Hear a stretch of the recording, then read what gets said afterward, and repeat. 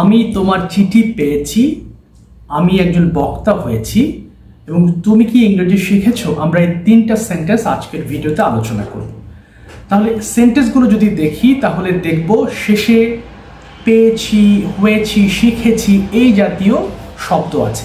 এই জাতীয় শব্দ থাকলে আমরা সেই সেন্টেন্সকে প্রেজেন্ট পারফেক্ট টেন্সের সেন্টেন্স বলে থাকি এবং প্রেজেন্ট পারফেক্ট টেন্সের ক্ষেত্রে আমরা হ্যাভ হ্যাজ প্লাস ভার্বের পাস্ট পার্টিসিপল ফর্মটা ব্যবহার করে থাকি। তাহলে প্রথম সেন্টেন্সটা একটু দেখি কি আছে। আমি তোমার চিঠি পেয়েছি।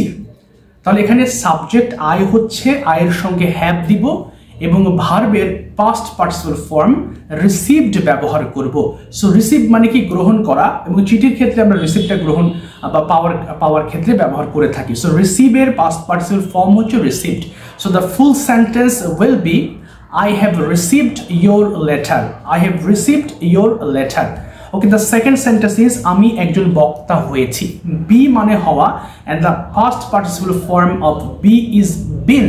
তাহলে been হচ্ছে be এর past participle form। তাহলে according to the structure we have to say, আমাদের বলতে হবে I have been a speaker. I have been a speaker.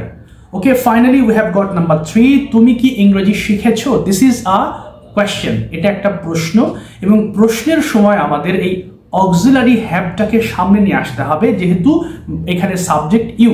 So have you, তারপর ভাবটা কি আছে এখানে, শেখা ইংলিশ কি লার্ন। লার্নের পাস্ট পার্টিসিপল ফর্ম হচ্ছে লার্নড। লার্নড, তাহলে full sentence we can say have you learned English. Have you learned English. আশা করি বুঝতে পেরেছেন। সো আমি এখন আপনাদেরকে একটা বাক্য বলে দিচ্ছি।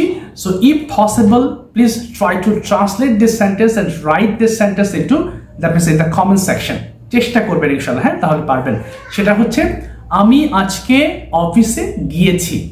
আমি আজ অফিসে গিয়েছি।